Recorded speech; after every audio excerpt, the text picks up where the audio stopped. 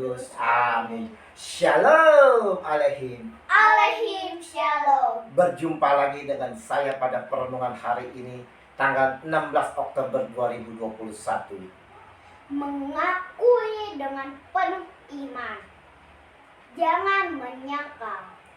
Bacaan liturgi hari ini diambil dari Roma 4 ayat 13, dilanjutkan dengan ayat 16 sampai dengan 18, dan Injil Lukas 12 ayat 8 sampai dengan 12.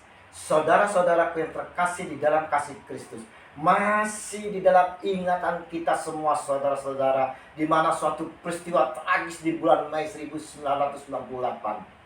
Saya sendiri saudara melihat dan merasakan bagaimana situasi saat itu saudara. Dan saya juga melihat sendiri bagaimana anak-anak Tuhan, orang-orang percaya begitu terjepit dan merasa ketakutan saudara di dalam hidupnya saudara. Dan saking takutnya, banyak saudara-saudara kita yang seiman mulai menyangkal Tuhan kita Yesus Kristus demi keselamatan dan keamanan hidupnya.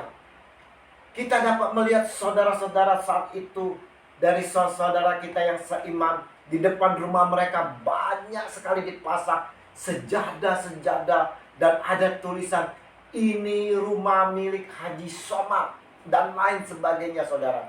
Ini semua untuk menghindari dari suatu kecekaman saudara, menghindari dari suatu himpitan saudara. Sungguh sangat menyedihkan sekali. Banyak dari kita ketakutan untuk menunjukkan identitas kita sebagai orang Kristen, menunjukkan identitas kita sebagai orang Katolik. Semua atribut kekristenan apapun dicabut saudara, disembunyikan. Untuk berdoa saat makan saja di depan umum tak berani. Di mana iman kepercayaan kita kepada Dia Tuhan Yesus Kristus? Di mana kesetiaan kita saudara kepada Tuhan kita Yesus Kristus? Belum lagi saudara, dari kita yang menyangka Tuhan Yesus demi jabatan, kekuasaan, demi proyek, demi pasangan pun rela untuk meninggalkan Tuhan Yesus. Hari ini saudara-saudaraku, Injil hari ini Yesus katakan, Tetapi barang siapa menyangkal aku di depan manusia, ia akan disangkal di depan malaikat-malaikat Allah. Lukas 12 ayat 9. Saudara-saudara yang terkasih, agar memperoleh kasih-Nya saudara, tentunya kita harus mengakui Yesus dan jangan sampai menyangkal Dia. Kita harus tetap setia dan taat kepada Yesus Tuhan di dalam situasi dan kondisi apapun saudara-saudara yang terkasih. Tapi sering terjadi tanpa kita sadari saudara, kita sudah membuat Yesus sedih, membuat Yesus menangis. Di mana kesetiaan kita saudara? Bagaimana kita dapat dibenarkan dengan sikap demikian di hadapan Allah? Saudara-saudaraku, kita semua dituntut untuk dapat hidup benar. Hidup kita dibenarkan hanya oleh Allah sendiri. Seperti dengan Abraham, nenek moyang kita. Apa dasar Abraham dibenarkan? Abraham dibenarkan bukan karena hukum Taurat saudara, tetapi karena kebenaran berdasarkan iman. Di dalam Roma 4 ayat 13. Karena Abraham memiliki iman yang mempercayai janji akan beroleh keturunan, bukan karena Taurat. Apakah iman yang membuat Abraham dibenarkan? Iman yang membuat Abraham dibenarkan adalah menyambut janji Allah saudara. Berpegang teguh pada kuasa-Nya yang menciptakan dan menghidupkan yang mati. Ayat 17b. Dan berharap terus kepada Allah yang setia kepada firman-Nya. Meski fakta dirinya saudara, dirinya dan Sarah sebenarnya tidak mungkin beroleh keturunan karena lanjut usia. Namun iman Abraham tidak didasarkan atas kondisi apapun dirinya, tetapi didasarkan atas kuasa dan kesetiaan Allah semata-mata. Kita semua manusia juga ingin dibenarkan oleh Allah seperti Abraham.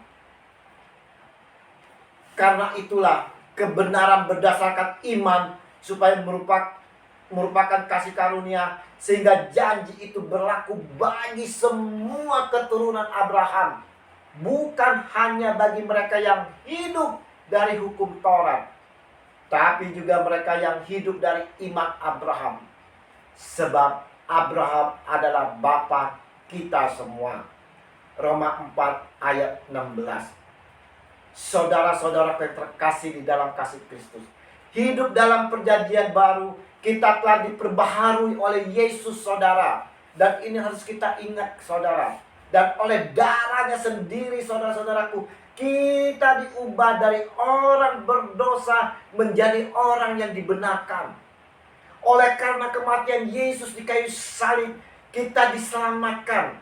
Maka saudara-saudara, iman kepada Yesus yang mati dan bangkit bagi dosa-dosa kita membuat kita dibenarkan, persis seperti Abraham dibenarkan. Maka saudara-saudara yang terkasih, Yesus dengan tegas nyatakan dalam Injil hari ini, Aku berkata padamu, setiap orang yang mengakui aku di depan manusia, Anak Manusia juga akan mengakui di depan malaikat-malaikat Allah. Lukas 12 ayat 8. Dengan kata lain, saudara-saudara, di sini Yesus mau katakan kepada kita semua, kepada saya dan saudara-saudara, janganlah takut untuk mengakui Dia sebagai Tuhan di depan manusia, saudara.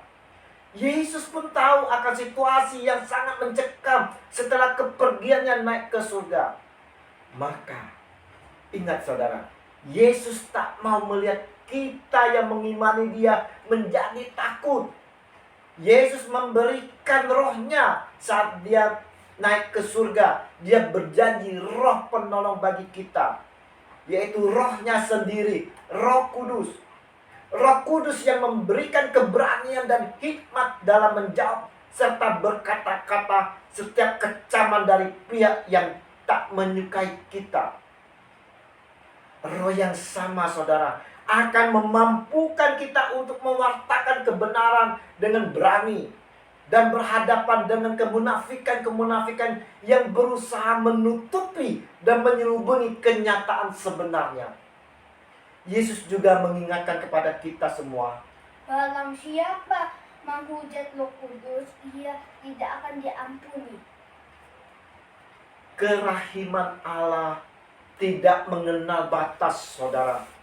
Tetapi siapa yang dengan sengaja tidak bersedia menerima kerahiman Allah melalui penyesalan, ia menolak pengampunan dosa-dosanya dan keselamatan yang ditawarkan oleh Roh Kudus.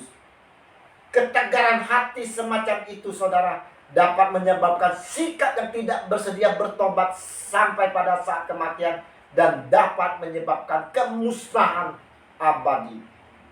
Roh Kudus bekerja menyertai kita, saudara-saudara. Tanda bahwa Roh Kudus bekerja adalah kita bisa percaya kepada Allah, merasakan kasih-Nya, dan tahu apa yang baik dan benar sebagai sesuatu yang ingin kita wujudkan. Renungan hari ini, saudara-saudara, mau mengingatkan kepada kita semua untuk mengejar kebenaran itu, hidup dalam kebenaran firman-Nya, sehingga kita dapat dibenarkan oleh Allah. Untuk itu, kita mau selalu berimankan dan percaya hanya kepada Yesus Tuhan kita yang telah wafat, bangkit, dan naik ke surga. Kita mau tetap setia mengakui Dia sebagai Tuhan kita dalam situasi apapun, saudara. Janganlah kita menyangkal akan Dia. Jangan sampai kita menolak Dia, saudara. Minta senantiasa urapan setiap hari, urapan baru, urapan dari Roh Kudus, agar kita dimampukan untuk tetap setia dan tetap taat walaupun dalam situasi genting sekalipun, saudara. Mari, saudara, kita mau tetap setia dan jangan menyangkal Dia, Tuhan kita, Yesus Kristus. Amin.